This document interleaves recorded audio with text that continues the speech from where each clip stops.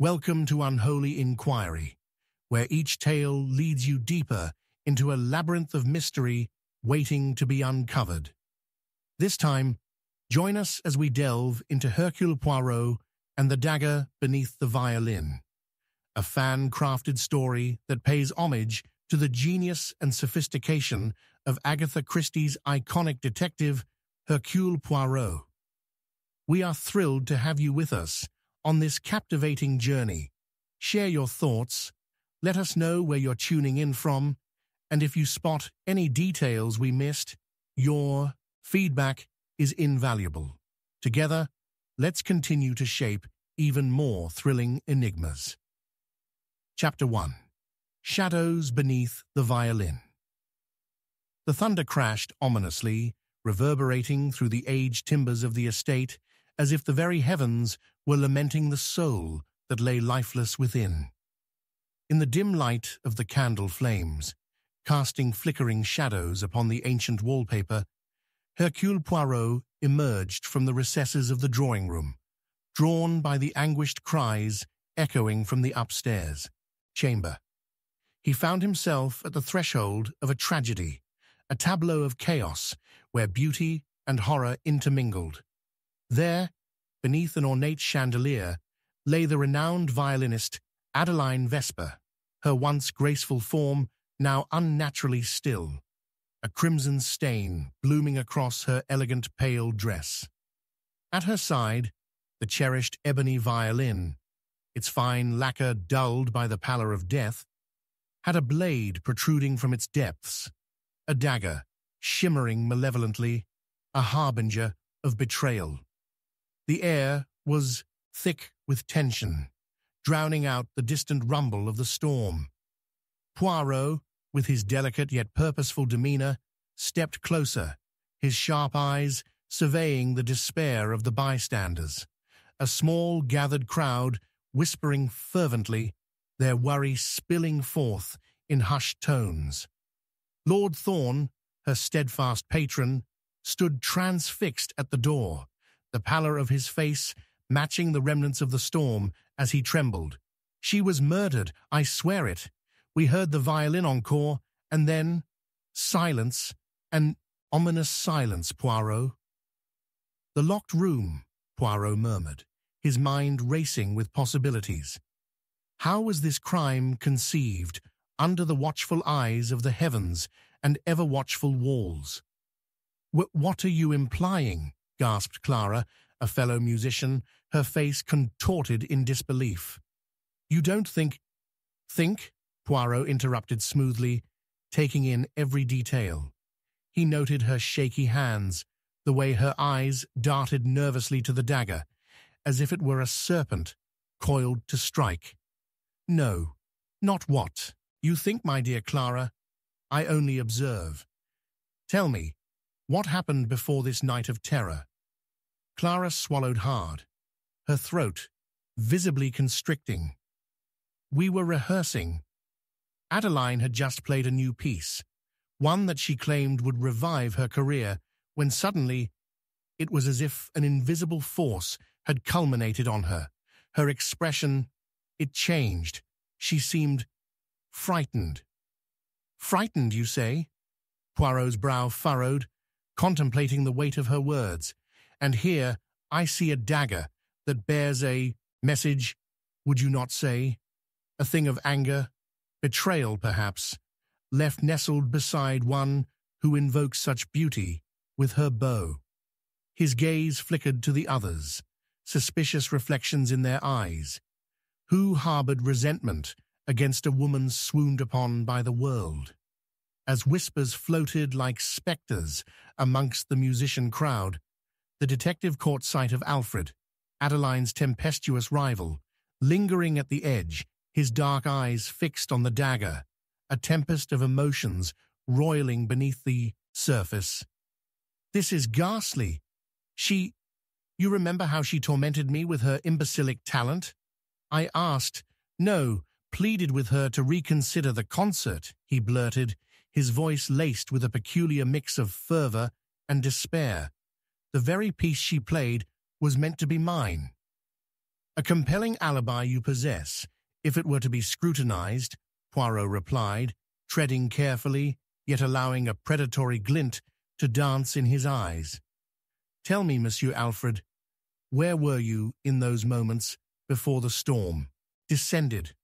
All eyes seemed to cast suspicion silently upon you. He straightened his suit, feigning a nonchalance that did not honor the turmoil beneath. I was rehearsing alone, under the shade of the oak, for the moon's sake. When I returned, it was too late. Too late, Poirot echoed, his voice steady, as thunder rolled in the wake of his revelation, watching Alfred's flickering expressions. You do understand the implications of being absent during a murder, non? Yet if a rehearsed piece was singing in your soul, could that not only spark jealousy, but also urgency? The room grew colder, the shadows lengthening, mirroring the confidence in Poirot's intense gaze, a scrutinizing gaze that seemed to pierce through layers of pretense. What was in that piece's composition that stirred so much foul thought in your spirit, my dear Alfred? For you see, I ponder not only upon the instrument of death, but also upon the symphony come to life within these walls, a crescendo of resentments, untangled and veered. Before Alfred could muster a retort, another voice cut through the tension, a tall figure stepping forward with an alarming swiftness. Lady Thorne, her eyes brimming with tears, but steely resolve woven therein, bared her thoughts. Poirot, there's something I must tell you. Adeline received a threatening letter. When I confronted her, she laughed it off. Without doubt, a cryptic call to dread, Poirot interjected, his attention riveted upon her. A warning that lies festering, begging to be unveiled. Did you retain this letter, Lady Thorne? Of course not. It was in her private room. She paused, her breath hitching. But she was insistent that I forget it. She was foolish, you see. She dismissed it, pressed upon me to guard our concert. Poirot furrowed his brow, a plan forming in his mind beneath the chaos. Ah, the mind of an artist is wrapped in the shadow of folly, yet it is in the ashes of such follies that truths often brood. Tell me, did she indeed attempt to shield herself, or merely sashay among the disquiet? The flicker of uncertainty brewed within the depths of her weary eyes, suggesting layers unpeeled, gave fever to liar's breath. But before Poirot could press for clarity, the lights flickered and an oppressive silence enveloped them, watching shadows grow thicker with each heartbeat. A sudden rasping was heard from the corridor, the unmistakable echo of hurried footsteps approaching, and then the tumultuous shout from the staircase. A horrified scream split the tense atmosphere as a figure lurched forth from the shadows, panic etched upon every line of her visage. Poirot, they're gone. Someone has taken the violin and the dagger. With the air thick with rising panic and the realization of an unknown threat looming larger than life, Poirot's heart raced to catch the now distant pulse of danger. The revelation sunk into the pit of his stomach, like the anvil of fate, and with a final, piercing glance at the darkened hallway, he knew the game was just beginning. Chapter 2: A Mysterious Missive. As the last echo of the panicked cry faded into the corners of the dimly lit drawing room, the door swung open with a force that made the candles flicker wildly. Poirot spun around, his heart thundering against his ribcage as the heavy scent of urgency rushed in, mingling with the lingering metallic tang of Adeline's blood. There, framed in the doorway, stood Clara, her face stricken with terror, breathless as she clutched a tightly folded envelope in her shaking hands. "Poirot," she gasped, each word punctuated by a sharp intake of breath. "You must see this. I found it hidden in the violin case. He hastened towards her, the shadows dancing across her face as lightning struck outside, illuminating the panic etched in her features.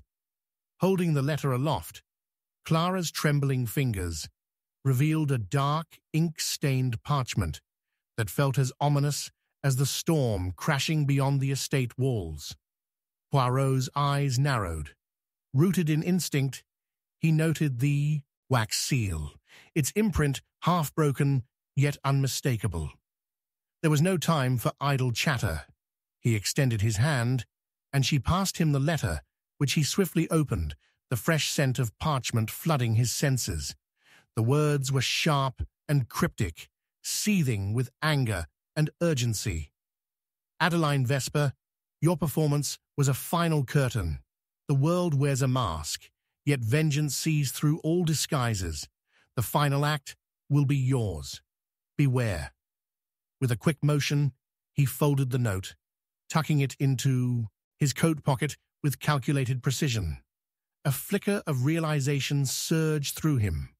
This missive had not been destined for Adeline herself, but for the one who had taken her life.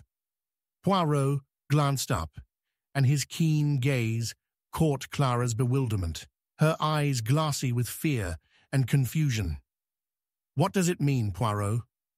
Is there some hidden threat here? What was Adeline involved in? Her words tumbled forth, her pulse quickening, a reflection of the rising tension surrounding them. Poirot felt the weight of her gaze, the questions swirling like the storm outside. One must tread carefully on the path of such shadows. It tells of a vendetta lurking beneath the veneer of art's beauty. Whatever secrets burrowed into this violin case, those secrets hold grave consequences. His voice lowered, enmeshed in the ineffable dread. We must unearth the truth before another life is extinguished. Before he could proceed, Alfred's frantic form dashed into the room, his face devoid of color, a stark contrast to the atmosphere thick with doom. I cannot find my score, he exclaimed, the desperation thick in his voice. It was in the same case, but now it's gone. His eyes darted between Poirot and Clara, seeking reassurance, yet heavy with guilt. Your score, you say? What significance does it hold? Poirot asked, maintaining his composure, though his mind soared with possibilities. The piece? She was going to perform it at her concert. My concerto, Poirot. Alfred faltered, the weight of his ambition twisting into something darker.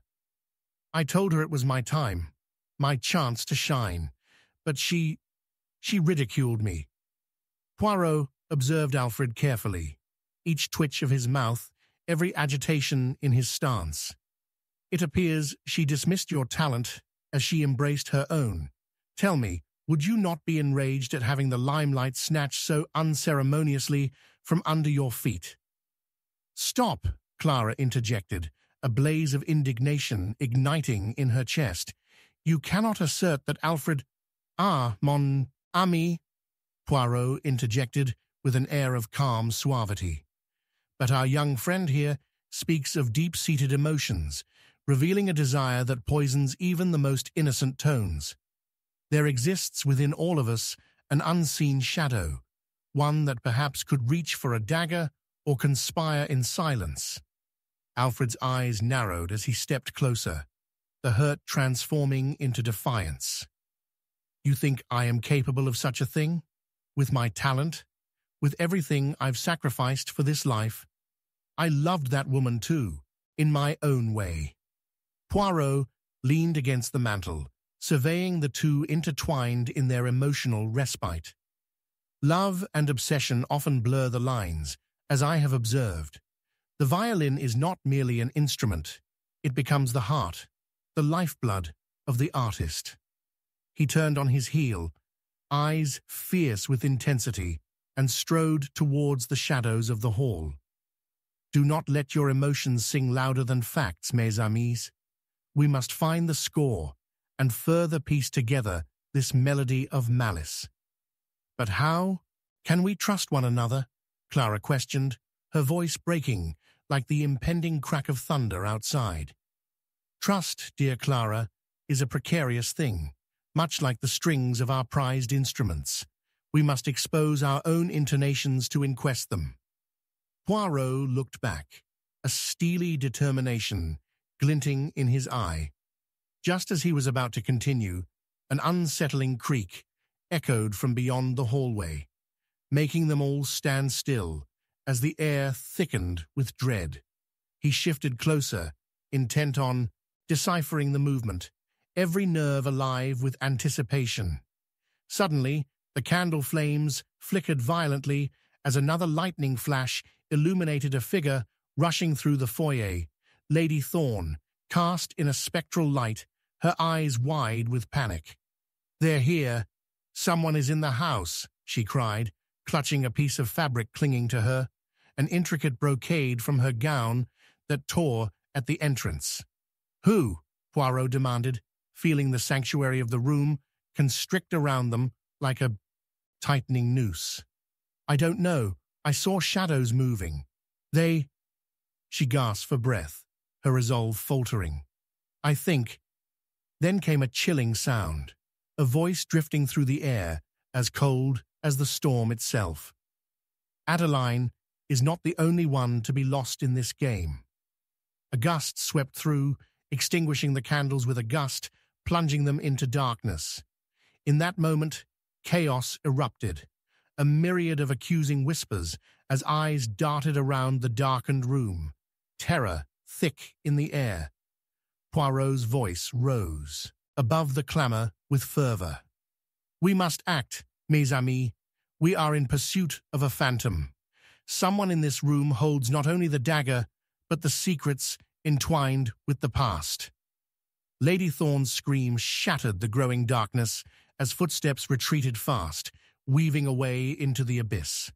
Hercule Poirot's heart hammered in his chest, every instinct alighting in a blaze as he dashed into the shadows, knowing time was of the essence, a knowing creeping over him. The game was afoot, and he would not be the one to lose it. Chapter 3. Midnight Whispers.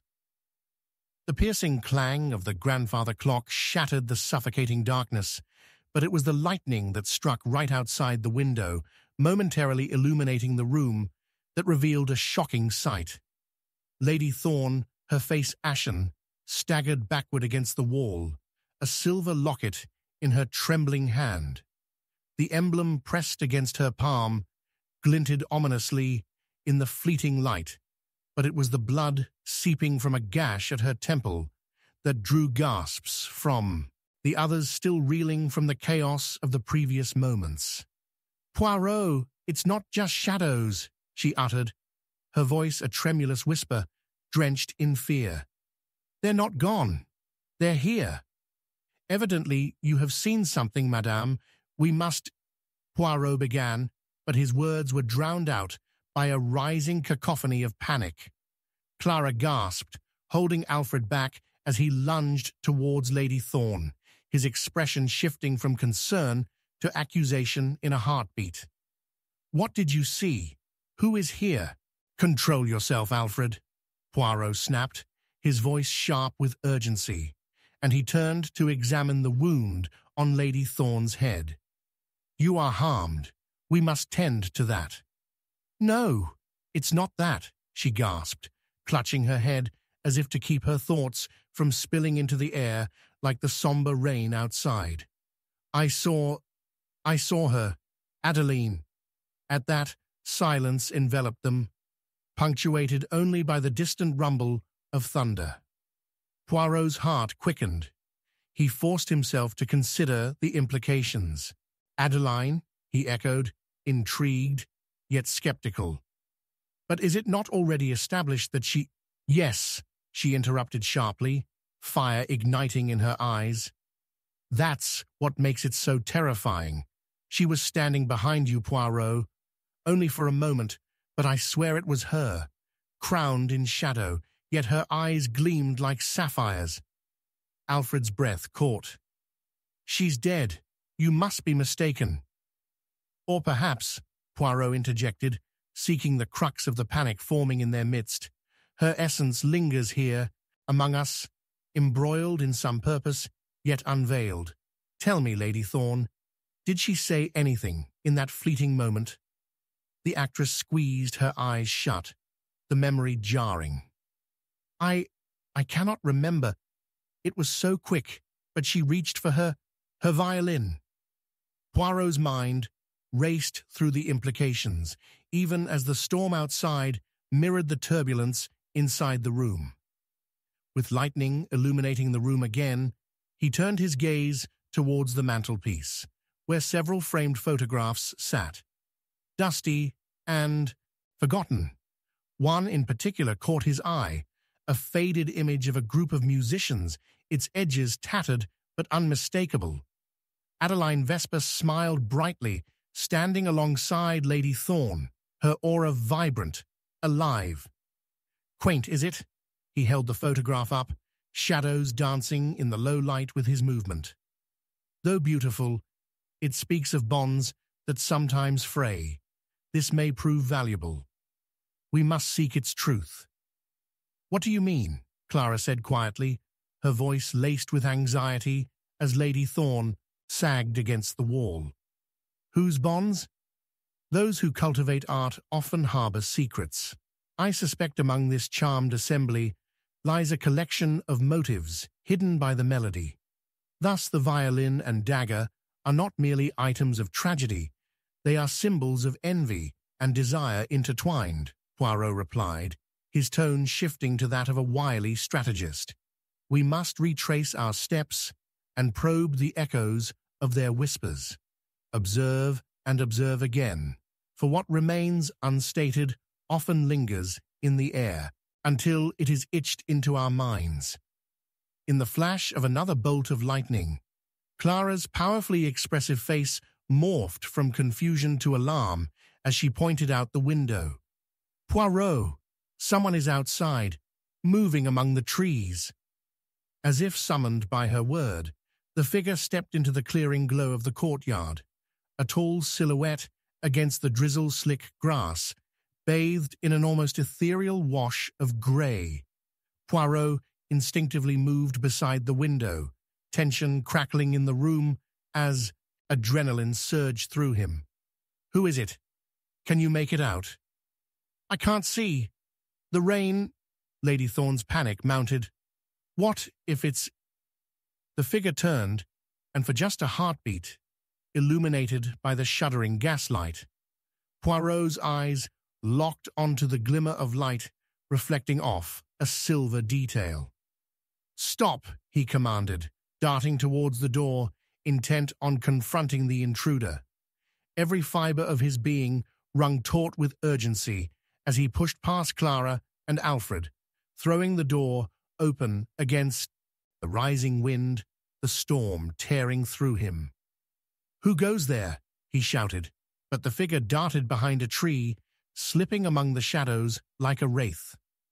Poirot hesitated for only an instant, before all at once he bolted forward, each step ringing loud against the ground in the chilling evening. The earth beneath soaked and yielding as he navigated the yard.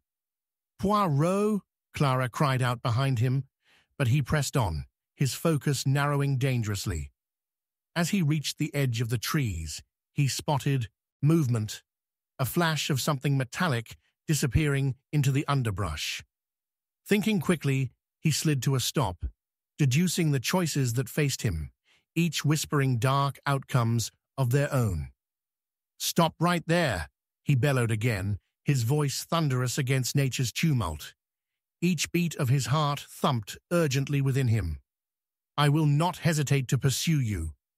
Then came the voice, a haunting echo through the wind, chilled with malice. "You can pursue me, Poirot, but can you catch me? The final act begins tonight, and you are but a player on my stage." With that, the figure melded further into the darkness, and Poirot's instincts screamed louder than the howling storm. A haunting chill slithered along his spine as adrenaline coursed through him, chasing shadows through the night. Behind him, he could hear Clara call his name in helpless panic, but there would be no turning back now. With a last flicker's illumination from the still violent storm overhead, he felt the weight of impending discovery press upon him once more. The stage was set, and the true performance had only just begun. Chapter 4. The Will That Was Never Signed. The moment Lady Thorne's anguished cry pierced the air, poising on the precipice of the storm-battered night, Poirot's heart plummeted into the icy abyss of dread. "There," she gasped, clutching her locket, the jagged edges of fear cutting deep into her flesh. "They've left something." Before her trembling hands could reveal the arched envelope precariously jutting out of her skirt, a low, ominous rumble resonated through the walls, the wind howling like a beast unleashed. Poirot's instincts internalized the urgency, recognizing the pillar of ice snugly settling around their spirits. They were on the cusp of unearthing a secret buried under layers of treachery. "Mon Dieu!" he approached with deliberate purpose, his ever-watchful green eyes narrowing on the crimson stain blooming against the fabric of her gown. "This may be more than mere distress. We must—" "No!" Alfred's voice thundered harshly, breaking through the night's veil as he recoiled. "Let it be!" His eyes flickered. A tempest of conflicted anguish layered over his features as he emphasized, "It is just a letter." "It is not just a letter, monsieur," Poirot countered, the tension electrifying the air, endowed with an urgency that draped over the room like the suffocating storm. Clara, clad in an expression of disbelief mingled with desperation, positioned herself between Alfred and Lady Thorne, her fingers trembling, yet resolute. "What are you hiding, Alfred?" she inquired, green eyes alight with accusation, inciting a crackle of betrayal in the atmosphere. "Why do you wish to shield her from the truth?" Alfred remained defiant, the shadows stretching around him as the light flickered precariously. "It doesn't concern any of us," he retorted, yet the strain in his voice betrayed secrets curling beneath his skin. "Ah, but that is precisely where you are mistaken," Poirot interrupted, stepping forward, his presence looming like a sentinel against the tumult of emotions. "The truth is an inescapable force, mes amis, and if the will in question contains Adeline's final wishes—" "The will!" Lady Thorne gasped, her ashen face paling further as realization crept upon her. "You think she intended to—" "Change it," Poirot finished, his tone icy yet resolute. "Indeed, rumors tend toward the notion that she was prepared to revoke certain claims. A significant prize always cultivates the darkest of desires." Alfred's glowering visage twisted further into disbelief. "You are saying that someone among us benefits from her demise?" "Not merely benefits," Poirot countered, feeling the heat of latent accusations simmering. "Someone may have orchestrated this tragedy. We must uncover that very intention before more shadows emerge from the depths." Fingers still curled tightly upon the locket, Lady Thorne blinked sagaciously, irritation flecking her brow.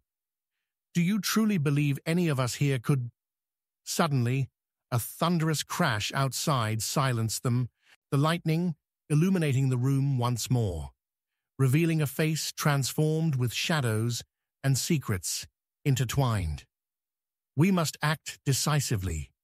The connection between those who no longer walk among us and those who remain is not merely a string of notes.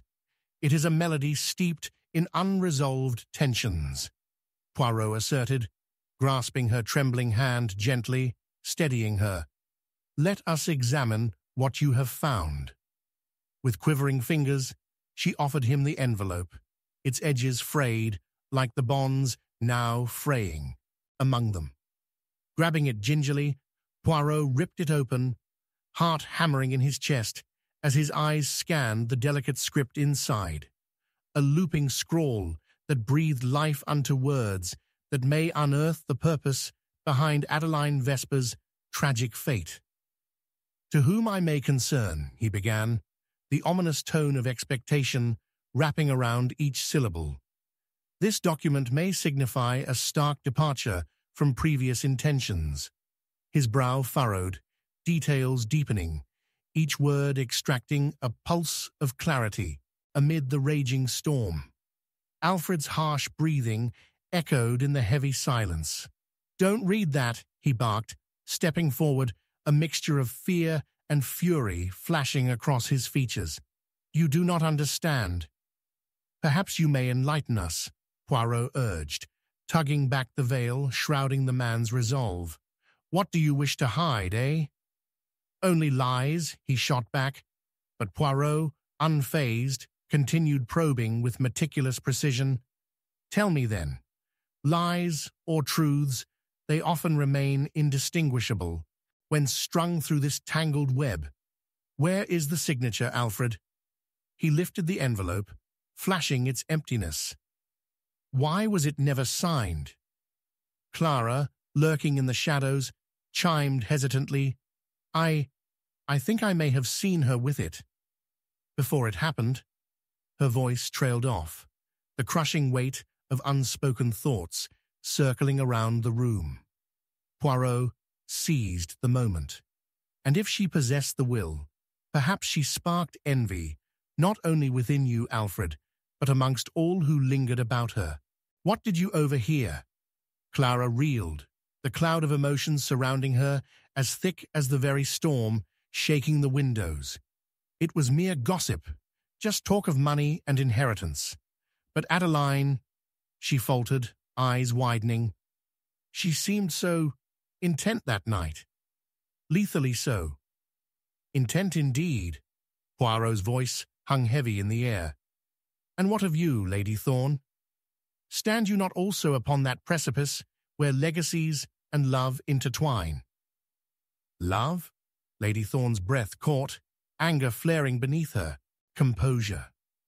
"You think I—" "Mayhaps," Poirot interjected gently.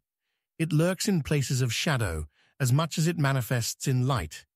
Show us, mesdames et messieurs, who sought to play a larger role in this performance of deceit." But before she could reply, another crack of thunder split the air, drowning her voice in a shuddering crescendo that crashed against the walls. As the echoes settled, the candlelight flickered violently, plunging the room into darkness, and a whisper crept through the gloom, chilling the very marrow of their bones. "Time is running short, Poirot. Too many have sought the prize, yet only one shall claim it." "Who are you?" Poirot questioned tersely, the glimmer of his determination unwavering despite the tangible terror thickening around them.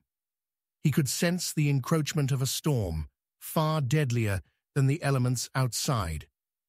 "Oh, you shall find out soon enough," the voice reverberated, seeming to dance from wall to wall before dissolving into the ether. In the disorienting silence that followed, Poirot's mind raced, gathering momentum like a tidal wave. The curtain was drawing ever closer on their tragic opera, and the next revelation would come at a cost.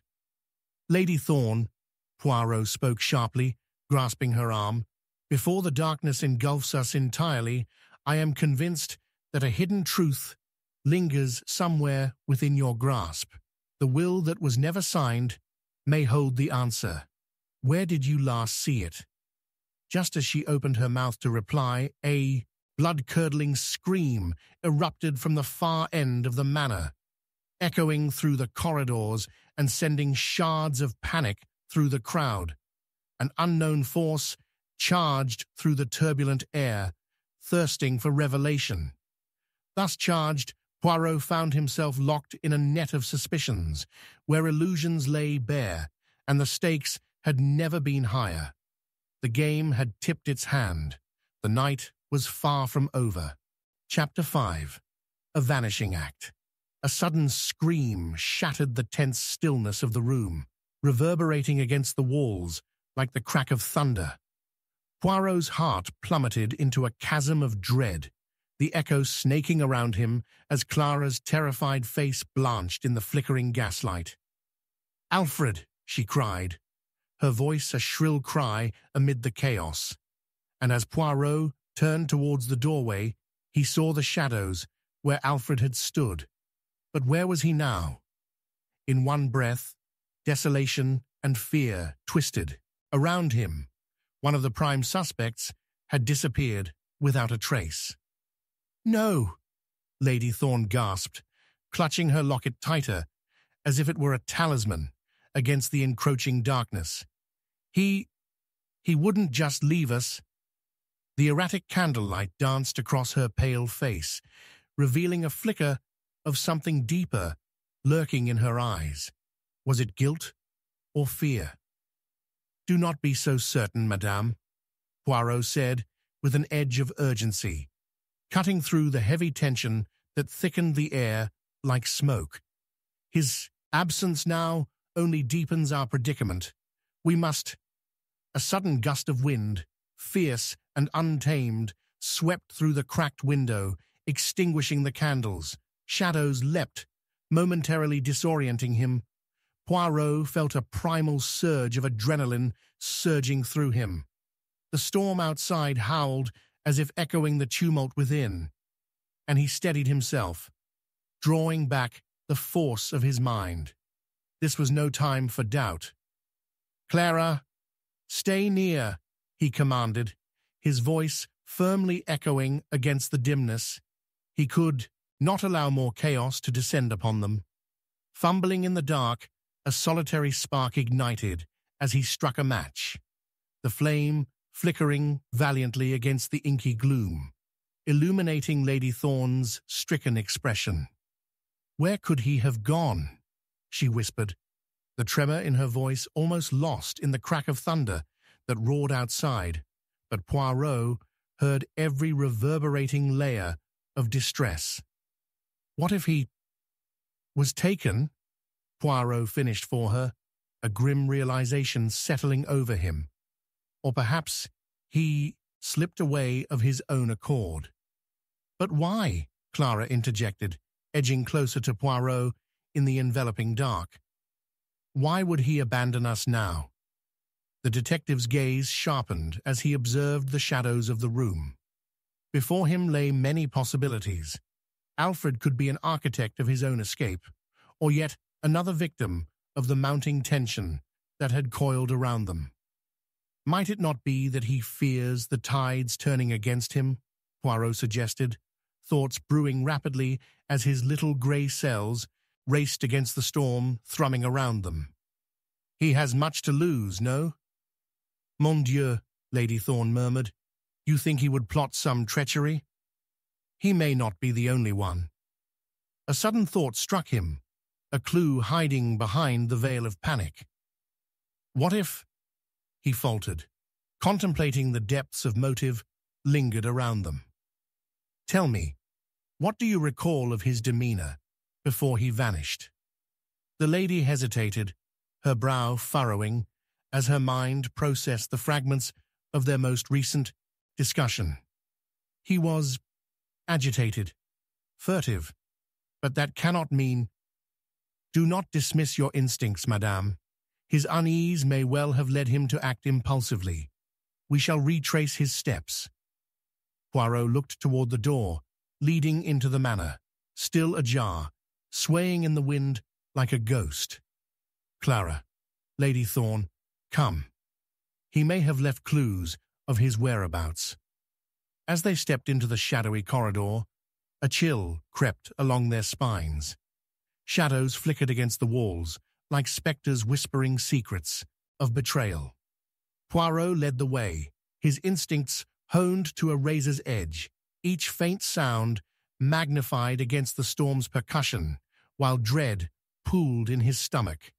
They dashed towards the drawing room, where the tension had first peaked, only to find the furniture arranged in disarray, the remnants of their recent confrontation carving a memory of unease into the atmosphere. Poirot's gaze raked the scene. The overturned chairs, a half-burned candle casting long shadows, and then caught in the muted light, a small silver item glimmered on the floor. This! He knelt, picking up the shining key, its intricate design revealing it as belonging to a safe. Alfred's key. Pray tell, what secrets might it unlock? Before they could ponder further, a sharp creak echoed through the hallway, heavy footsteps advancing from the depths of darkness. Indecision strained the air between them. "Alfred?" Clara ventured tentatively.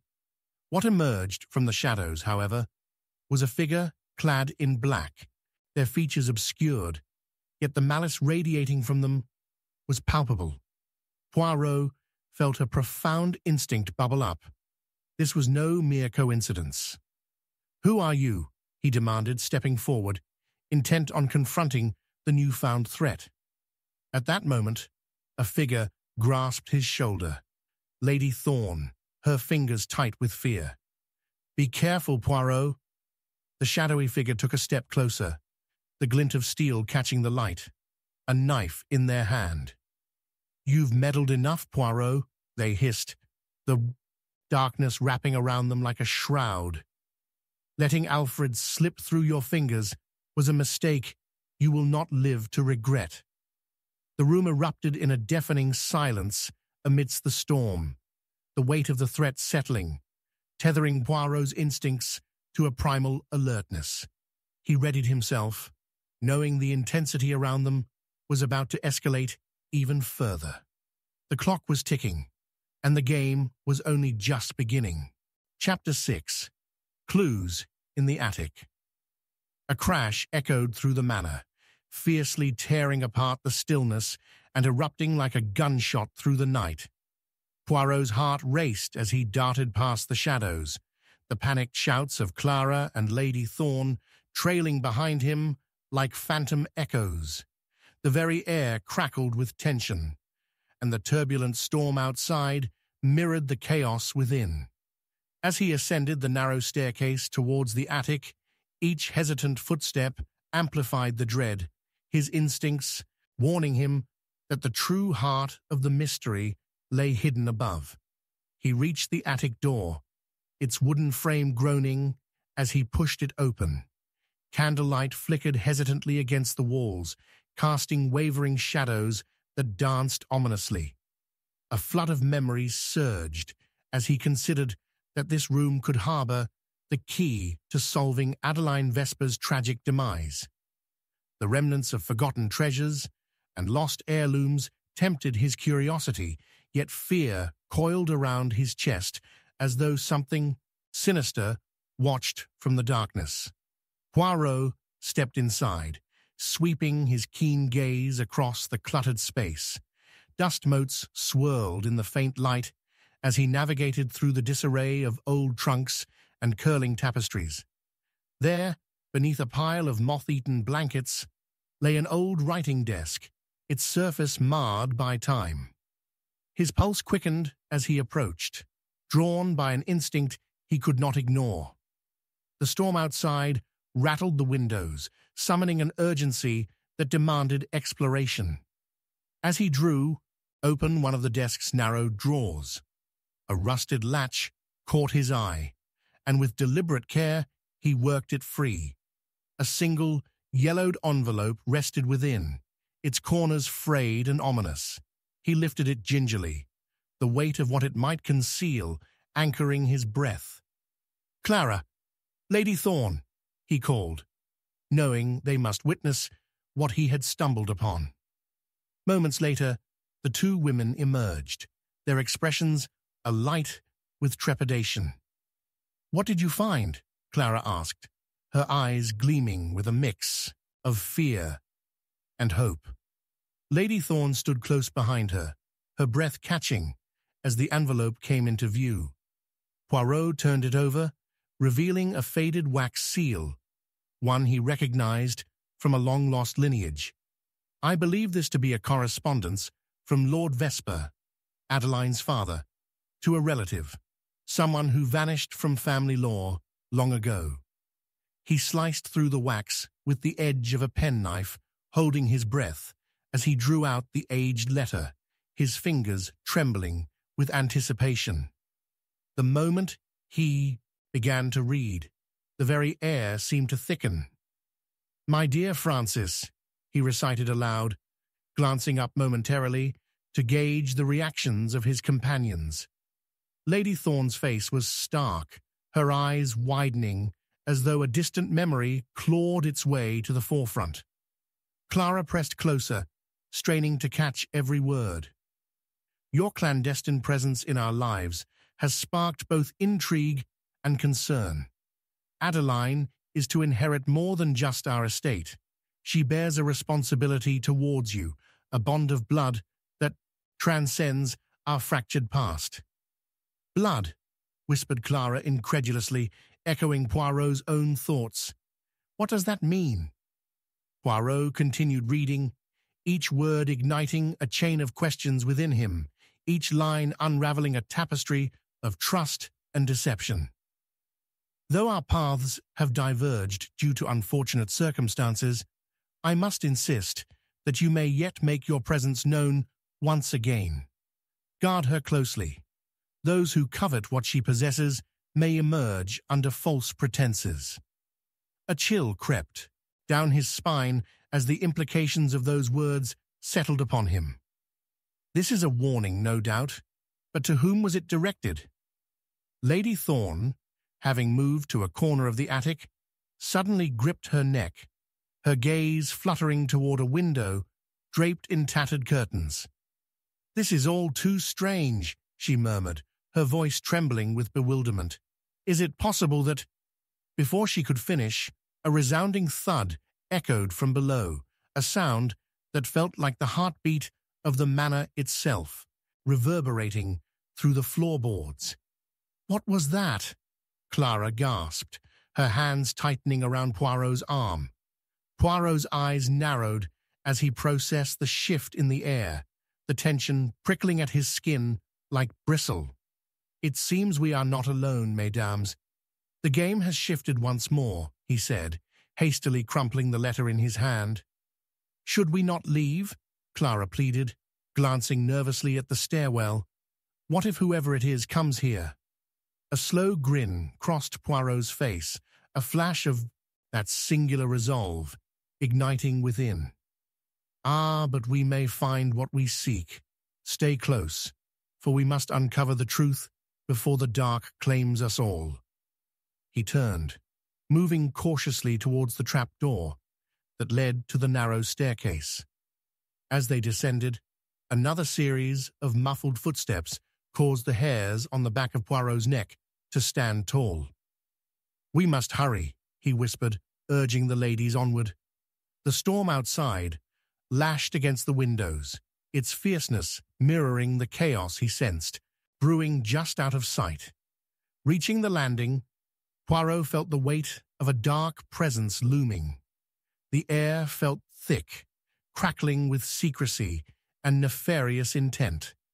And then from the shadows below, a figure suddenly emerged, a silhouette dark against the flickering light, brandishing something sinister in their hands, a knife shimmering in a malevolent glint.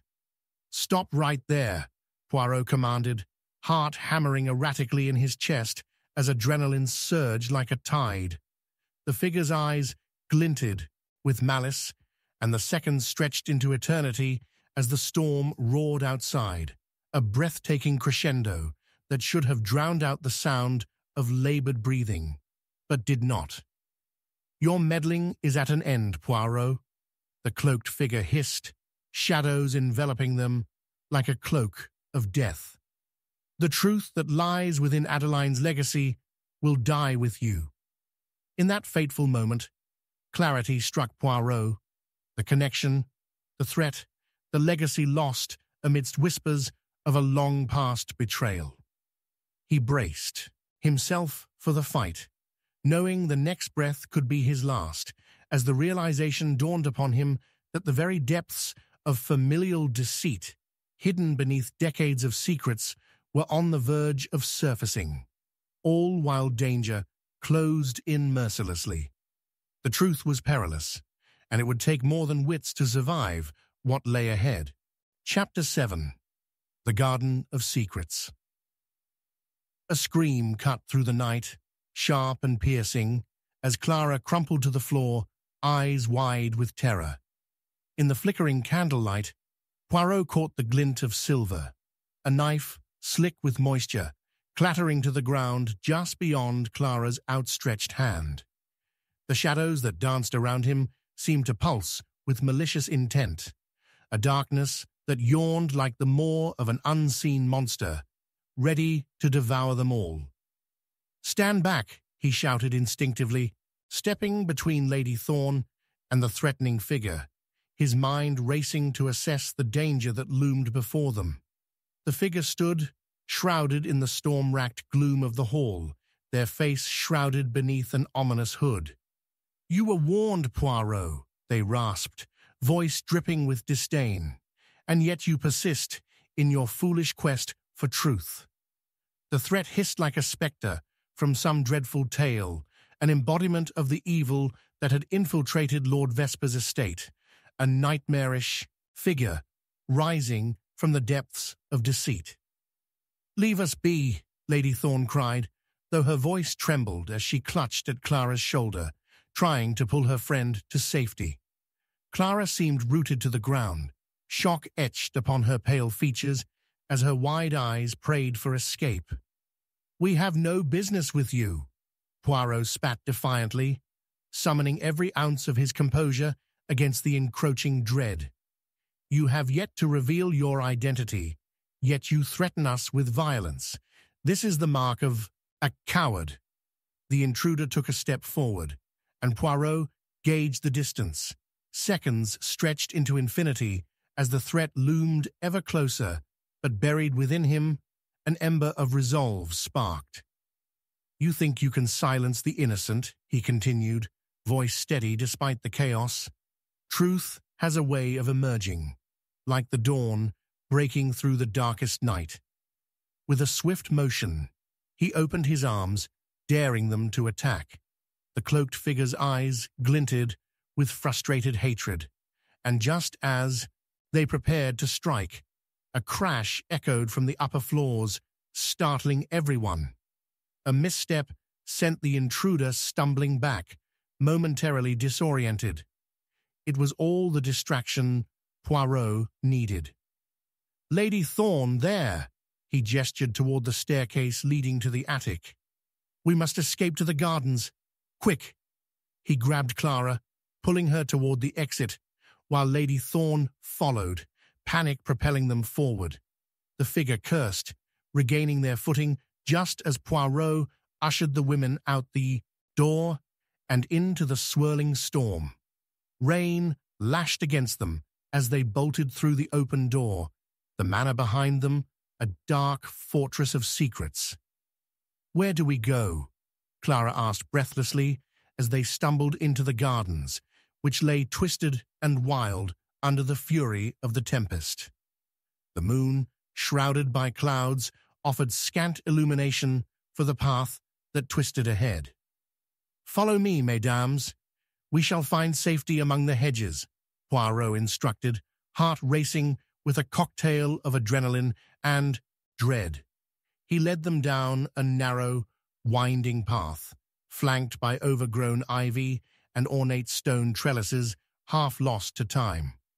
Yet amid the chaos, he felt a compulsion to steer them toward the heart of the garden, a sanctuary he suspected might hold untold truths, perhaps even the key to understanding those they had fled.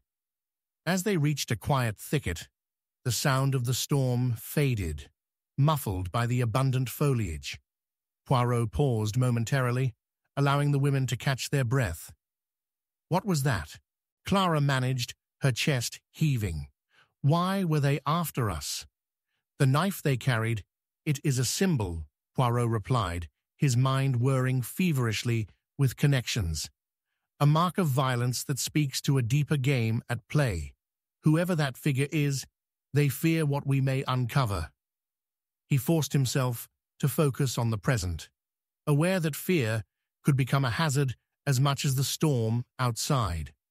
Behind them, the night brought sudden silence, an unnatural hush that sent chills down Poirot's spine.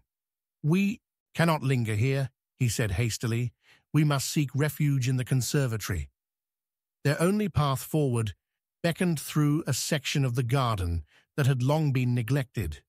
The air was thick with the scent of damp earth and wilting flowers.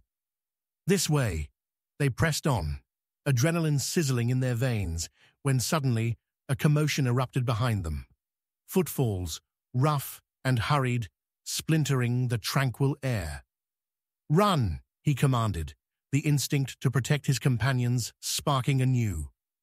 They sprinted through the garden, desperate to keep the threat at bay. But it was not until Poirot caught a glimpse of something half buried in the mud, a small iron door hidden amongst tangled roots and creeping vines. "Here," he cried, pointing it out with urgency. "We may hide inside. It could lead us somewhere else." They flung the door open, and the stale air escaping was reminiscent of secrets long kept, a chill racing through their bones before they plunged inside. Narrow and steep, the passageway slithered downward like a serpent, leading them into darkness as the sounds of the storm faded into mere whispers above. As they descended, the walls of the cramped corridor began to change. Damp stone gave way to the musty remnants of what once might have been a cellar. A flickering light beckoned them forward in the gloom. Poirot squinted into the dimness, heart pounding in anticipation. In that unsettling silence, something glinted in the shadows, a tapestry hanging loosely, one corner torn away as if hastily removed. "Clara, Lady Thorne, see there," Poirot whispered, both awe and trepidation welling within him. "What lies beneath this tapestry may tell us more than we understand." The moment he reached out to pull the fabric aside, a distant rumble echoed through the passage, shaking the very bones of the mansion above. A harrowing thud reverberated. Harder this time, a sound of something collapsing, amidst the storm's fury. Poirot's heartbeat quickened. As he felt the tapestry give way beneath his fingers, a powerful, foreboding presence loomed in the air. Just before he unveiled the secret hidden behind it, the door from which they had come suddenly crashed shut, sealing the three of them into the dark, clammy unknown with nothing but shadows and the ever-present threat of danger. "What was that?" Lady Thorne exclaimed, hands trembling. But Poirot remained silent, captivated by the weight of history pressing down around them. He pulled hard on the tapestry, heart racing at the palpable secrecy that now threatened to come undone. The fabric released, revealing a terrifying sight, an array of photographs pinned to a wall, dust-covered secrets muted beneath layers of oblivion. A history of betrayal, deceit, perhaps even murder. Then, in an instant, the corridor behind them darkened further, and a pair of eyes glimmered in the obscured light. A chilling voice rasped from the shadows. "Did you think you could unveil the past, unscathed?" Chapter 8. Echoes of the Past. A thud resounded from the far end of the corridor, as if something heavy had succumbed to gravity, sending tremors through the crumbling walls. The flickering light from the oil lamp revealed dust particles swirling in the air, momentarily illuminating the now ominous silence. Poirot felt a searing cold grip his heart. No ordinary threat lay beyond the murky shadows. Something sinister was advancing. "Stay close," he ordered, his voice a low, gravelly whisper, shield against the encroaching dread. As the atmosphere thickened with suspense, Poirot's keen eyes explored the faces of Clara and Lady Thorne, channels of raw fear drawn tight across their features. Behind them, the air shuddered, and a whisper rasped, "Did you think you could unveil the past unscathed?" The voice chilled Poirot to his core, tightening the swirling knots of tension as he turned to face the shadows from whence it came. "Reveal yourself," he commanded, and though his words bore the weight of authority, a tremor laced them. The knowledge that an unseen adversary lurked nearby, someone determined to obliterate the fragile threads of truth, plunged him into the depths of unease. He had never encountered a foe so cruel, so intent on violence, for the sake of a hidden legacy. Suddenly, an image flashed before him, a fleeting familiarity with the voice dipped in malice. It was an echo from a past he hadn't yet pieced together, worming its way through forgotten recesses of the mind, those eyes glinting in the dark, a chilling intimacy. "What do you seek, Poirot?" the spectre taunted, venom lacing each word, while the corridor constricted with palpable malice. Poirot's mind stirred. His thoughts hung upon the photographs, those stolen glances at discarded moments, gracing the tapestry that now separated them from the truth. "This legacy," he began, pacing carefully before the looming darkness. "It binds you and the victim, does it not? Adeline was more than a mere title. She was the fulcrum upon which your past pivots." "I will not share what is not yours," the shadow sneered. "You tread on grounds untouched, a sacred past buried deep, yet you dig ever deeper, like a fool." "Perhaps you should discern whether I am fool or sage," Poirot countered, his resolve growing. "Adeline once bore the burden of secrets that entangle us all. And your scars betray you, my friend. I see your rage, but this rage points to fear of exposure." As he spoke, Poirot rejected the creeping despair that threatened to envelop him. The air weighed with their histories, flickers of memories dancing unsought. Lady Thorne shifted uneasily, her breath hitching as the shadows flickered, revealing the arching figure cloaked in menace. "I fear not what is laid bare," she urged, though uncertainty bobbed beneath the surface. Clara's face, however, betrayed something far deeper, brittle panic mixed with confusion. "Clara," Poirot inquired, noticing the tension in her posture, "what lies within you? You possess knowledge that eludes us all." Her eyes widened, darting between the figure and the tapestry, lips quivering as if trapped on the precipice of a revelation that might shatter her world. I only know of whispers," she stammered, brain reeling from the anxiety devouring the moment. Adeline had spoken of betrayals within the family, jealousies that could arise from something so trivial and yet devastating. She feared for her life. "Fear is a dangerous lens," the cloaked figure interjected, their voice slicing through with a veiled threat. "She wielded secrets like weapons. Contempt ran deeper than blood."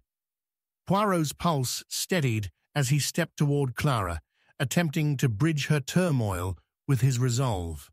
"The past will consume those bound to it unless it is allowed to breathe. Which then begs the question." He gestured toward the shadow. "How are you intertwined with this legacy? Your desperation speaks louder than your silence." "Words can sharpen like knives, Poirot," the mysterious figure seethed, leaning forward with a ferocity illuminated by a flickering lantern.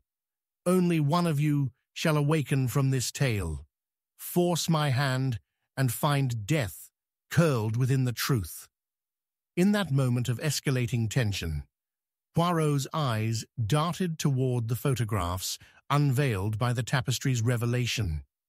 There, an image trembled beneath the flickering light, seizing his attention like a beacon. "Clara," he exclaimed, the pieces clicking into place within the steely confines of his mind. "Look at that photograph, the girl in the middle. It bears resemblance. Is that not your mother?" Clara gasped, a dreadful recognition pulling her taut. The figures around the centerpiece were not just faces. They were shadows of deceit interwoven with the very legacy they feared. Adeline's legacy became a lineage. "A curse," she whispered, trembling under the weight of sorrow. In an instant, the walls echoed with a groan, as if the manor itself shuddered in warning.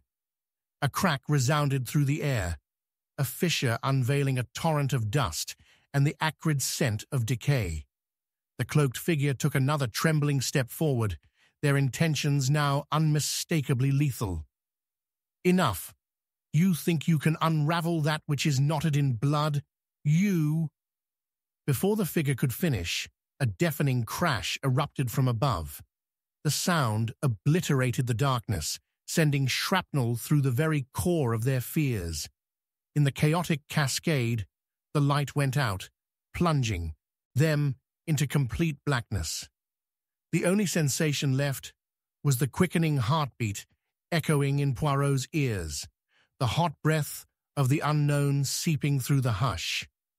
Then, from the stillness, a chilling voice echoed through the darkness like a grating knife. "The truth will not go unheard, but you shall pay for your ignorance." A flash of steel sliced through the black, illuminating the threat, a knife wickedly glinting, poised against the shadows. Poirot's breath stilled, the air around him thickening with palpable danger. "Run!" he shouted, but before his companions could react, the shadows lunged, and with an anguished cry, terror swallowed the moment whole. Chapter 9. The Trap is Set. A scream shattered the darkness, piercing through the oppressive silence like a knife, reverberating against the cold stone walls. In the instant that followed, the dim flicker of the lantern was swallowed by an inky blackness as Poirot stumbled back, heart racing. Panic surged within him as he reached instinctively for Clara and Lady Thorne, his breath hitching in his throat, praying the darkness did not veil either a fresh tragedy or a retreating killer poised to strike again. "Stay close to me," he barked, the authoritative timbre of his voice shrouded in desperation. At that moment, the sound of scrambling footsteps echoed from the depths of the corridor, a spectral disarray that sent chills racing down his spine. The air thickened with the scent of damp earth and fear, igniting his senses as he strained to catch any indication of their merciless pursuer. "We must act wisely, mesdames," he urged, settling his glinting gaze on the tapestry that had unfurled a cascade of secrets just moments earlier. Perhaps, he mused, among these musty memories and dust-laden truths, the key would lie hidden, waiting to ensnare the very threat that loomed before them. "Where is that voice coming from?" Lady Thorne whispered, her eyes wide, fear and curiosity intertwining beneath the muted glow of the lantern's wick. "What does it want with us?" Poirot shushed her gently, his mind dissecting the shadows, the entangled fabric of allegiances that threaten to suffocate them. "Unearthed truths are dangerous," he began, glancing at Clara, whose determination faltered beneath the urgency of the moment. "But they can also be illuminating. If we are to trap our elusive enemy, we must allow no stone to remain unturned." He stepped closer to the tapestry, its faded embroidery whispering of lives lived and lost, and gently tugged at the edges, revealing the sinister network of photographs lurking behind. Adeline's life was woven with passion and betrayal, he murmured, tracing the outline of the image of the girl who had unnaturally resembled Clara. And there, look closer, Clara. The man beside her, do you recognize him? He bears a striking resemblance to a figure in your family history. Clara's breaths quickened as she fixed her gaze on the photograph, troubled lines emerging on her delicate forehead. That could be my father, but I cannot be sure. The timelines, they never matched, she murmured, doubt creeping into her voice as uncertainty clouded her eyes. But why would this link exist? Adeline did speak of jealousy, a bitter root extending into our family. As the shadows fluttered, wisps of a chilling draught swept through, oscillating like a heartbeat within the cold hall. Jealousy breeds potent motives, mademoiselle, Poirot replied, locking his intense gaze upon both women. Yet, they are often masked behind layers of loyalty. We are faced with more than one adversary, I fear. A shudder rippled through Clara as she took half a step back, but Lady Thorne remained resolute, her jaw now set in defiance. We cannot let the weight of the past bind us, Poirot. We must confront the present. If this figure knows of our investigation, then they will not hesitate to remove us. We should find the others and reveal what we know. What we reveal may lead to our doom, Poirot cautioned, pressing a finger to his chin, his mind working through the myriad of unseen dynamics at play within this house of secrets. Revealing too much may trigger a desperate response. We must draw them out, expose them to the light. Now listen carefully, mesdames. His words grew hushed as recognition dawned. I believe we can set a carefully arranged trap. What do you mean? Lady Thorne queried, her brow creased with suspicion, her instincts pricking against the very notion of confronting their nemesis. He straightened, his eyes glistening with resolve. Consider the items around us. Each of these photographs, each tarnished trinket, could be a link, a talisman, possessing the power to ignite the fire of rage in our adversary. Secrets demand to be unveiled. We orchestrate the revelation of those very truths to draw the shadow from its lair. If we call them forth, they might slip, and in that slip we shall grasp the evidence of their guilt. Clara inhaled sharply, still reeling from the revelation of what lay within the photographs. As a flicker of determination ignited behind her worried gaze, she nodded. But how do we do this? Simple. We will draw the suspects into the library, the heart of the manor's affairs, Poirot explained, his voice growing more confident as he painted the plan in vivid strokes. This room possesses the aura of authority. It is almost an altar upon which past indiscretions have played out before us. We shall mingle those photographs and our gathered knowledge, luring the killer to exhibit their own motives. Their heart will betray them. At that moment, we shall expose their facade. Suddenly, the moment hung with the weight of apprehension as another crash echoed from the depths of the mansion, reverberating through their bones. Poirot felt the shift in energy as a collective breath caught in their throats. Quickly, he urged, to the library, but remain vigilant, for the shadows stalk us more closely than we believe. No sooner had they reached the threshold of the library, the heavy door suddenly slammed shut behind them, a deliberate act wrapped in foreboding. They stumbled in, flashlight beams slicing through the dust-laden air, revealing frayed maps lining the wall and age-darkened books stacked perilously high on the shelves, each resource an echo of the damned. Clara's eyes darted in every direction, panic chasing behind her composure. The door What if we are trapped? What if we have drawn them closer? Quiet, Poirot commanded, his demeanor unwavering. Listen. The thundering silence pressed in around them. Not even the storm dared to intrude.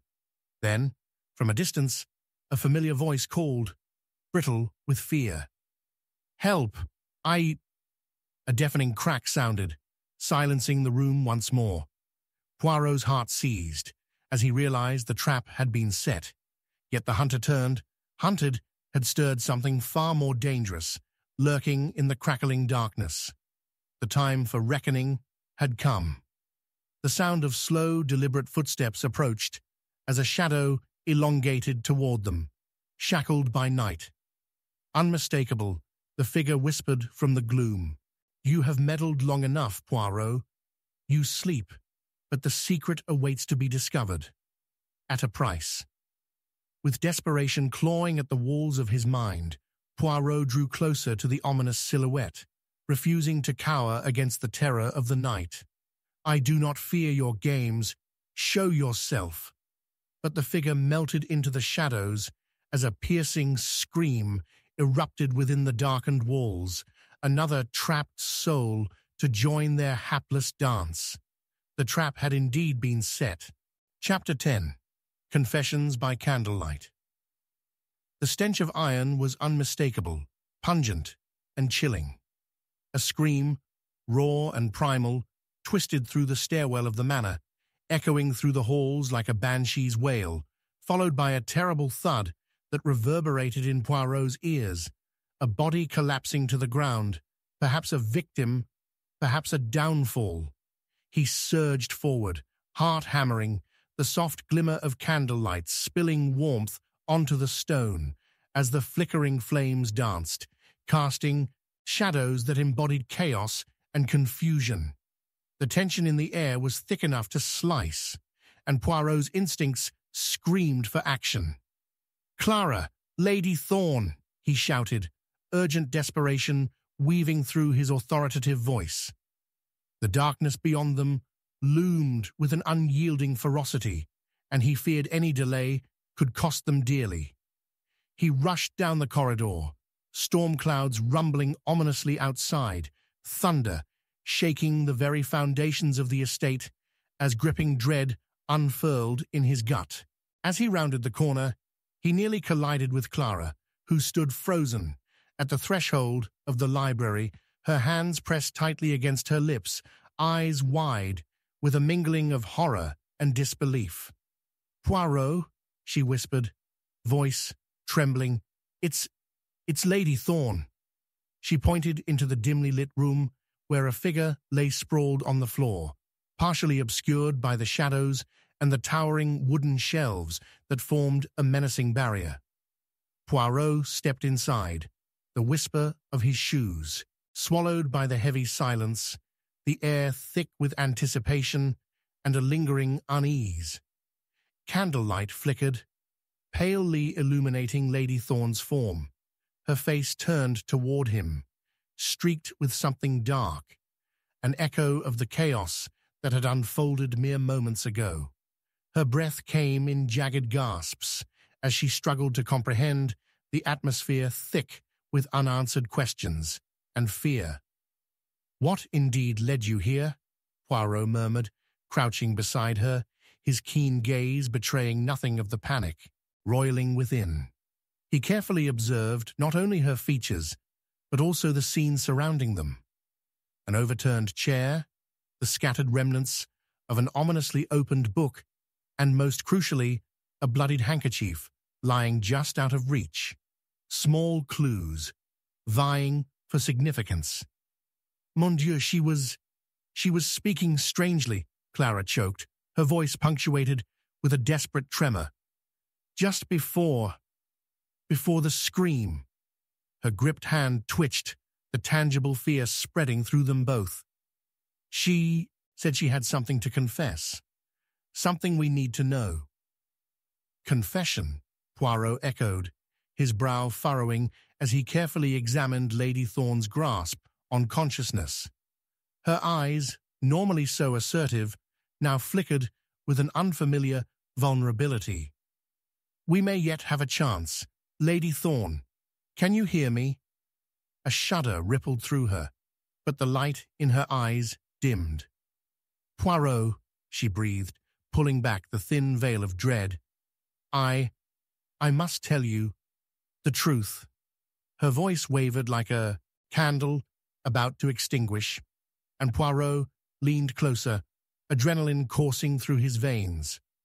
Please, my lady, do continue, he urged, holding her gaze, aware of the shadows stirring, ready to pounce on the unyielding truths she was about to unveil above the ominous storm outside. What came before? Adeline's legacy. It was not only shadows and jealousy, Lady Thorne struggled to confess, words tumbling forth like scattered embers caught in a blaze. There are deeper ties, maybe my blood, maybe all of ours. The fear etched into her expression was palpable, as if speaking it out loud could summon those very forces they all dreaded. Yet in what respect can we deem your blood entangled, mademoiselle? Poirot pressed gently, sensing that the revelations would ripple through their lives like a stone thrown into a still pond, the ripples binding them in a complex web of fate. I was the keeper of secrets, she rasped, her breath uneven. Yet there was a flicker of resolution, lighting her gaze. The answer lies in the trust and betrayal of two families. Before she could continue, the energy in the room crackled with intensity. A window burst ajar, the cold wind surging in, extinguishing the candlelight in a swift, furious gust. Shadows danced more wildly, cloaking the room in ominous shades. Clara gasped, darting to light the wick anew.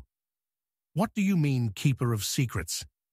Then, amidst the disorder, the faintest scuff of shoes echoed at the door. Poirot turned sharply, drawing closer to the dim light where shadows pressed against the walls. Stay vigilant, Clara, he cautioned, revealing little of the mounting tension that clawed at his finely tuned instincts. From the depths of the gloom emerged the cloaked figure from earlier, now dramatically illuminated by the erratic candlelight as he loomed closer, an apparition from the depths of their fears. So we are privy to secrets, are we? They hissed, voice tainted with scorn. Confessions whispered in cowardice. She should never have revealed what was never meant to see light. Open doors and untold truths only heap the dead upon the living. With eyes wide in defiance, Poirot stepped between Clara and the looming threat. You shall not threaten her or anyone else here. But know this, no truth remains buried forever. The cloaked figure laughed, a sharp, hollow sound that danced with malevolence. And what if the truth knows how to escape its fetters? Beware, Poirot, for your attempts to cage the shadows will leave you ensnared among them. Back turned slightly to Lady Thorne. Poirot stressed eagerly, you must finish your confession. Every word is vital. We will expose them. Yet Lady Thorne's gaze was glassy, hollowed by turmoil, and her lips parted to speak, but were interrupted by the spectre of fear lurking just outside their threshold. Then a scream erupted from within the depths of the manor, a desperate cry twisting through the hallways, echoing off the rotting walls.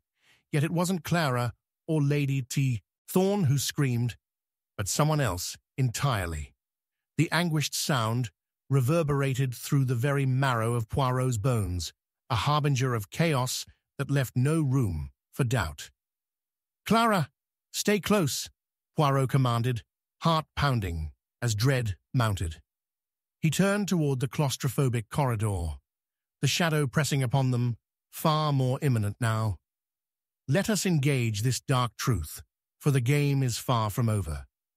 Just as he spoke, the room itself seemed to shudder.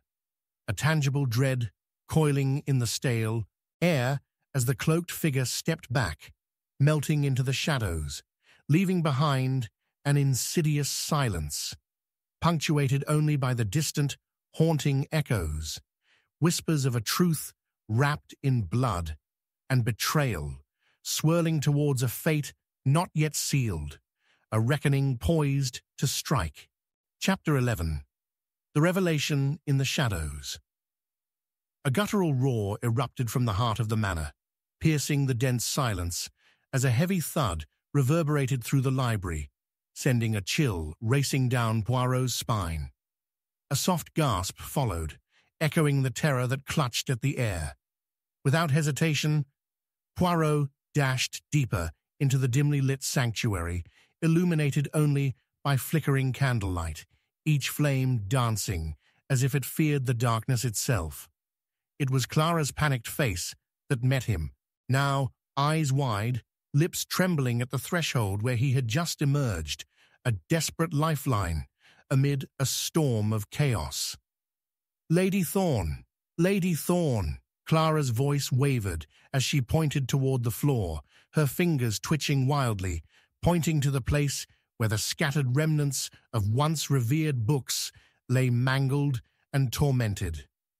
Poirot's heart twisted at the sight of the body slumped against the towering shelves, shadows twisting around her as though they sought to claim her for themselves. Lady Thorne lay unmoving, crimson streaking her pale face, a reflection of the darkness that had seemingly consumed them all. "Quickly, Clara, we must," Poirot started, but was cut short by another shattering echo from the corridor, followed by the unmistakable creak of the door being flung open, the solitude of the room broken by the presence of the dark figure that had haunted their previous encounter. Cloaked and looming, he stepped forward and broke the fragile barrier of fear. "So, you are indeed persistent, Poirot." His voice dripped with scorn, laced with the kind of malice that stirred anger deep within. "You should have let sleeping shadows lie."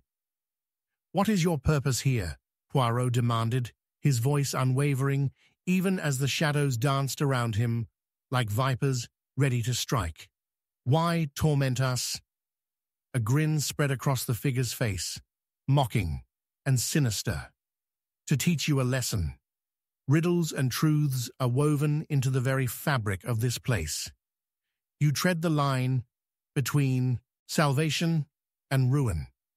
With a swift motion, he produced a crumpled letter from within the folds of his cloak and tossed it onto Lady Thorne's lifeless body. She thought she could unveil the past without facing its price. Poirot's eyes narrowed, his heart racing as he stepped forward, desperately moving to shield Clara from the looming threat. "What game do you play?" The figure coldly chuckled, his form retreating back toward the dim light. "Soon you will comprehend the depths of her deceit, Poirot. Secrets festoon this very manor, much like its dust." Clara clutched her throat, trembling. "But this cannot be." Lady Thorne was on the verge of revelation. Her voice cracked, each word laced with desperate hope. "We must help her. She was about to tell us the truth." "Help?" the cloaked adversary jeered. "Help only for those who dare to question the past. She had something to confess, yet it is the shadows that will have the last laugh." As the figure melted into the twin shades of night, Poirot's mind raced like wildfire, invoking the cold, sharp images that had danced across his consciousness over the last tumultuous hours. He knelt beside Lady Thorne's form, examining the bloodied handkerchief that lay discarded, its intricate monogram unfamiliar but provocative. The faint scent of her perfume lingered in the air, a stark contrast to the macabre scene. "Clara, look closely," he commanded. "This handkerchief may not be hers, despite its position. It speaks of connections of those whose lives tether her to this tragedy. He ripped the letter from the corpse as if prying a talisman from the grip of the dead. The candlelight flickered alas, revealing a familiar handwriting. "No," Clara gasped, her breath hitching. "It belongs to Edward, her brother." "Indeed," Poirot mused, a spark igniting within him that could not be quelled. An untested bond, taut with longing for acceptance, yet shadows of doubt linger, do they not? He scanned the contents of the letter, heart pounding with the implications. A confrontation awaited, a price for the trust betrayed. Pay heed to the details. Clara moved closer, her eyes scanning the words. They speak of inheritance, of her wanting to link two families torn apart by a legacy, but also of an anger simmering beneath the surface, a darkness, a threat. Poirot's mind raced, sifting through the tangled web of relationships that gripped each of them. Toe-curling fear lies intertwined with hatred, Clara. Her death, an act born not of mere jealousy, but of desperate necessity. Each revelation spun a tighter thread around their present danger, casting a network of fear amongst them. A sudden crash resounded from the threshold, the sound of a heavy object toppled over, ripping through the suspense like a knife. Poirot's head snapped up, heart racing as he motioned for Clara to silence her breath. The atmosphere constricted, tension coiling tighter like a noose as the door shuddered violently, the silhouette of an assailant looming beyond the wooden barrier.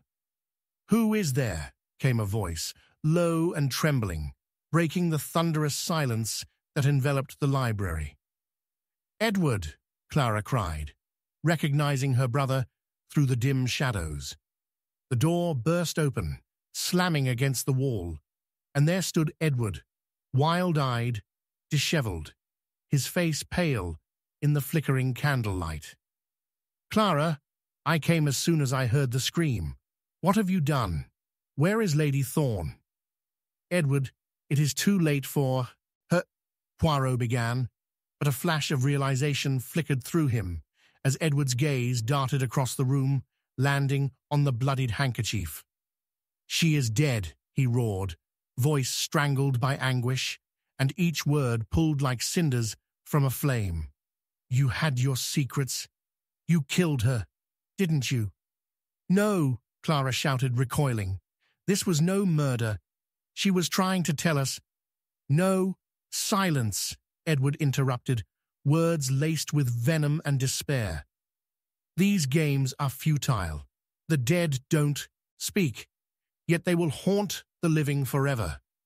With a lurch, all eyes turned to the wrapped letter, still clutched in Poirot's hand. There it lingered, a revelation waiting to burst forth, just as the crack of thunder resonated outside, the storm roiling the skies, a dark omen echoing their cacophony of chaos. "Clara, step back," Poirot urged, feeling a rush of urgency. He could sense the veils of truth drawing closer, each second pulsing with danger, every instant heavier than the last. A moment, poised on the cliff high above the unknown. "Enough of this charade," Edward hissed, eyes blazing as he took a menacing step toward Poirot, consciousness a tempest surging forth. But Poirot's voice rang out like steel amid the turmoil. "You must end this veil of lies, Edward. You carried her secrets, but will you share them? Or will the truth bury us all?" The room held its breath, as if the very walls were straining to hear the terrifying answer lurking in the shadows, teetering precariously on the edge of revelation. A moment stretched into eternity, then a scream pierced the air once more. But this time, it was not Lady Thorne calling out. Rather, it belonged to a figure emerging from the depths of the darkness, its intentions far worse than any secret harbored. The game was shifting, and with it, the shadows began to close in, promising a swift and violent reckoning. Chapter 12. The Dagger of Truth. A deafening crash shattered through the dimly lit library as the flickering candlelight dimmed beneath an oppressive shadow. Poirot's heart raced as the door swung wide open, revealing a figure who staggered in, eyes wide with terror, their breaths quick and desperate, feeding into the choking atmosphere of dread that hung over them like an executioner's blade. "Clara, no!" cried Edward, throwing himself toward the lifeless form of Lady Thorne, his fingers trembling as he hovered above the bloodied evidence of horror that lay sprawled on the floor, a chaotic tableau splashed in crimson against the ink-dark shadows. "Stay where you are, Edward," Poirot commanded sharply, his voice cutting through the chaos like a knife. He positioned himself protectively in front of Clara, whose face contorted with fear and confusion, caught in the crossfire of a storm unraveling on all sides. The echoes of the thunderstorm outside seemed to resonate with the turmoil within, the heavens themselves weeping for the tragedy now unfolding in their midst. "There is no purpose in your grief if you do not maintain your composure." "Do you see this treachery?" Edward spat, his eyes narrowing as he glared at Poirot, misconstruing compassion as accusation. "Murderous intent drips from your every word. You've brought this upon her." His voice climbed an octave. The rawness echoed in a pitiful wail, fighting against the shadows that cast a pall over his spirit, only to be met with piercing clarity from Poirot's unwavering gaze. "Evidence lies strewn about us, my friend. To act on a whim of grief is as treacherous as the truth we are striving to unveil. We must retain our grip on reason." Poirot's mind, sharp as a scalpel, whirred with deductions as he contemplated the ramifications of their dance with darkness. "What if I told you I possess a crucial piece of insight into your sister's last moments?" "What could you possibly know?" Edward retorted, bitterly, skepticism transforming his anguish into anger. But there was a glimmer of intrigue in his eyes, mingled with fear, the glum shadow over his heart, battling against a potential glimmer of hope. "Knowledge is often a double-edged sword, monsieur," Poirot began, stepping cautiously toward Lady Thorne's still frame, his gaze sweeping the chilling scene, unable to ignore the monogrammed handkerchief, now a servant to death contrary to its original, once-cherished life. Lady Thorne clutched secrets within her, but with them came an arsenal of vulnerabilities. One of these vulnerabilities, linked by blood, stood embodied in a letter I uncovered. Poirot held up the crumpled letter with a steady hand. "No more riddles, Poirot. Where does your proposed strength lie?" Edward stepped back, his heart visibly torn between desires for vengeance and the truth. "Listen, Edward. Each inked word upon this parchment tells a tale riddled with urgency and woe. It contains not only Lady Thorne's plea for reconciliation, a wish to mend ties ensnared by generations of festering resentment, but also the foreboding of secrets that should never have resurfaced, a promise unearthed atop betrayal." "What nonsense are you spouting?" Edward bristled. "That question can only be answered through the veil of honesty, which has long eluded you. This handkerchief," Poirot gestured to the lost piece amid the carnage, "is not of Lady Thorne, but of someone who frequented her, someone with a motive that stirs beyond mere suspicion." "No," Edward declared vehemently, his breath hitching, the walls of his world collapsing under layers of doubt. "You seek to paint me as the villain. How dare you?" "Not yet," Poirot's steadying voice cut through the tension, his eyes narrowing, studying Edward with acute precision. The mind lays heavy when riddled with unresolved guilt. You do not wish harm against your family, but within you lies an anchor, bound by obligation and expectation. Led here, like a moth to flame, drawn by your longing to protect, and perhaps— Poirot paused, letting the revelation hang thick in the air, to escape. With each word, Edward's bravado waned, the shadows of doubt swirling furiously in his eyes. Thunder roared outside, almost in mockery to their plight, rattling the very foundation of the manor as a chilling gust snuffed out one of the candles, swallowing part of the room in darkness. "I came here to save Clara," Edward shouted, the depth of desperation now palpable. "To save myself. Lady Thorne must have killed herself. Her past brought this doom upon us all. But alas, the cries of our departed also echo through the halls of our conscience. Do they not?" Poirot countered, turning his sharp focus back to Edward. "There is but one truth that prevails here. Your sister's cries revealed another. She wished to unearth a crime that extended its dagger far beyond her. She equipped herself to confront the cruelty of a life forced upon her, and when confronted with the shadows, she paid the ultimate price." "Silence!" Edward seethed, visibly tightening against the pressure of Poirot's nuance, defiance mingling with an unsettling glint of realization hidden beneath layers of anguish. But countless threads of his emotions began to unravel, revealing a paradox of loyalty tainted by treachery.